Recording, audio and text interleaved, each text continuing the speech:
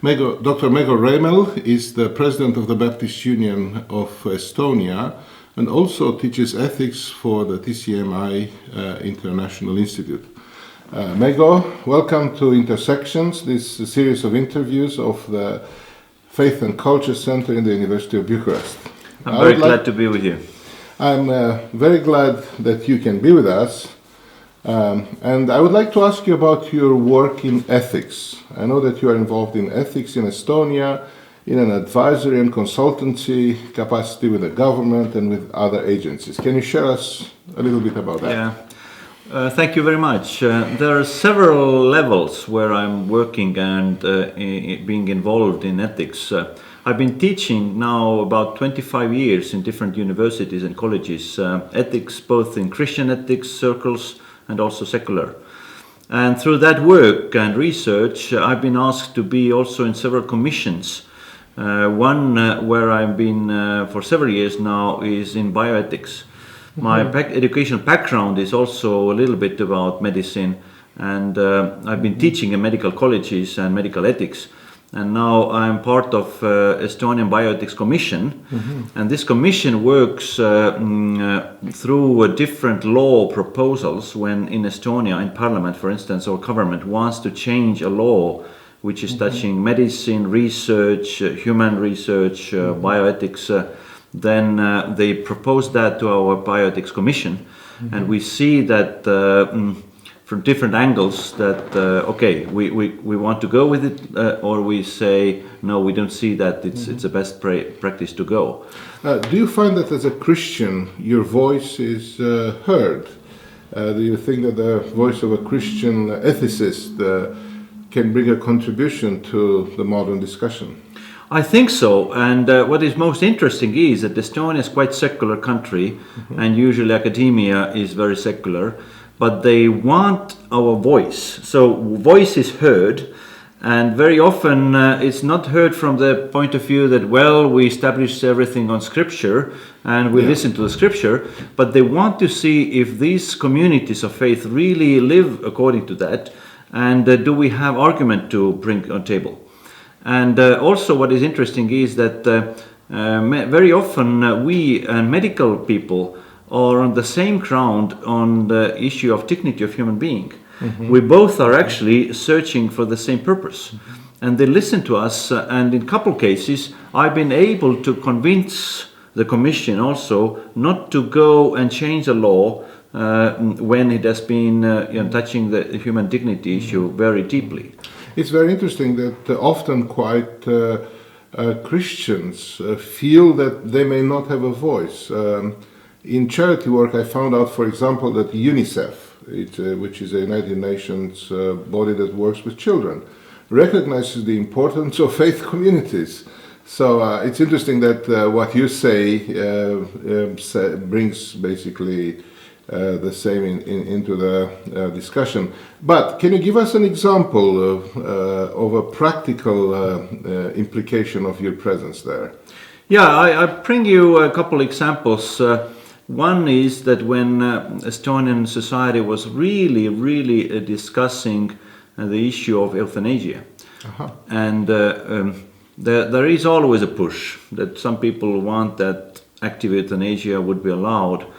Passive euthanasia is at least, but and then there was no argument really on table why we should not allow that, and they listened to us. And I brought up in a seminar, we had a special seminar in the Ministry of our Social Affairs, and I brought up some data and some also examples and arguments, and finally the commission, the president of commission said, we are not ready, we don't want to do that. And so they were listening, not only me, but they were listening to the voices, and they realized that we have a solid argument. I think it's exciting that Christians are involved in the public discourse and establishing policy, especially since now in Europe there seem to be a number of issues with which Christians are not at ease, ethically speaking. So my other question would be, how can churches be involved, you think, in this discourse? Can it go beyond your own participation, or it's just a specialist thing? Yeah. Estonia has so-called Estonian Ecumenical Council, which brings together once in a month leaders from different denominations like Orthodox, Catholic, Lutheran, Baptist, Methodist, Pentecostal, Armenian Church, different churches. And we have under that also Ethics Commission. And I'm helping there also as a consultant when there is an ethical or moral issue in churches. We want to dig into it. We bring some arguments, some material on table, and then the commission can propose a decision or a document to the whole council. And for instance, Estonian government, when they wanted to change a law about transplantation, different issues, blood transplantation, organ transplantation, all the things, they wanted to change the law, but they wanted to make sure that churches are all right with it. So they turn to churches through the council asking, what do we think? And then we take the issue in the council, and then we discuss it also in the commission, and we propose something, and they accept it as a voice of the church. And they really, sometimes they really need that because we are in dialogue with them. They don't listen to us always, like gay issues last year we were really arguing there, but Parliament voted in a different way. We did not want that, but they didn't listen in majority of Parliament.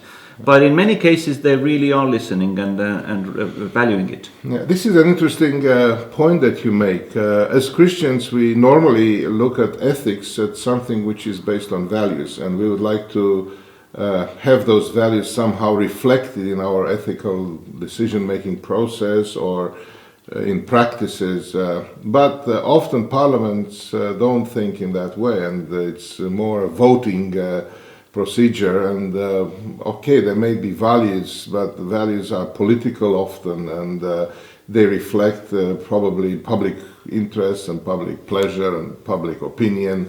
So, do you think it is difficult to be a Christian ethicist in a world which does not recognize Christian values as such?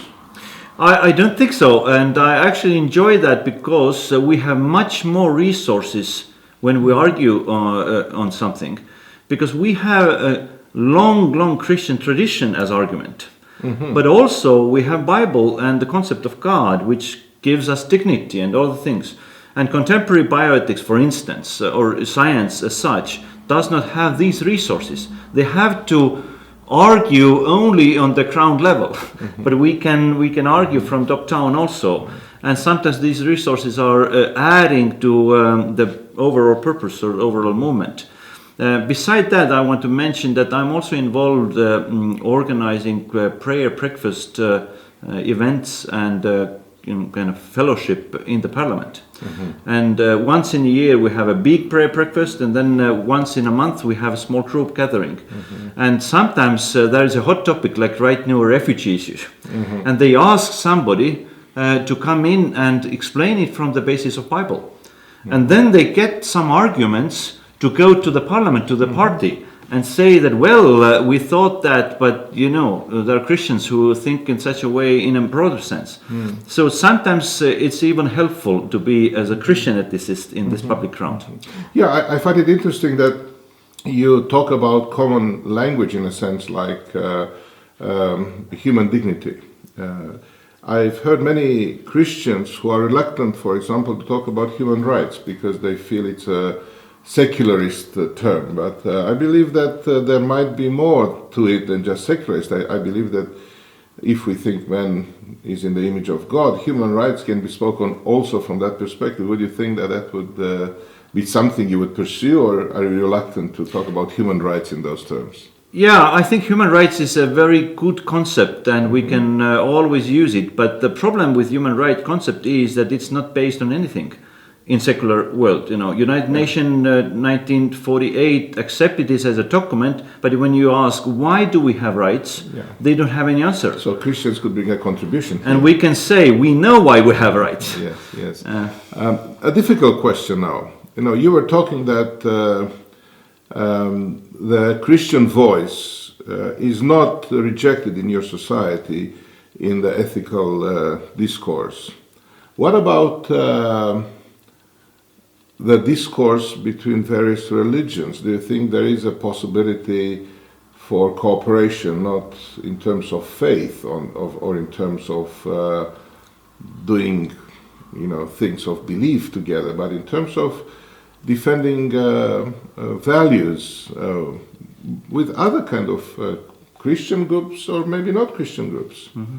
When it comes to ethics. Yeah, thank you. I was recently in a conversation with the Muslim leader and the Jewish leader of our country and some other Christian leaders. And we were talking about actually values as such, and some values which are really on shaky ground, like family. Mm-hmm. And it's interesting that we are all having the same ground. We say actually the same things. Mm-hmm. And if we can make a statement or we can show better a practice, what is much more excellent, I think it's argument in itself. But being honest, we have not been able to do too much. Yeah. The Jewish community and Muslim community in Estonia are quite small. And there is one event what is planned right now in autumn of 2015 is a celebration of religious liberty in Estonia. And this is what we are planning to do with all the faith movements together. And this is also an ethical issue, not only a public value. Well, Dr. Meego Remmel, thank you for your participation in Intersections. Thank you very much, Oti, and may God bless you all. Yeah, thank you.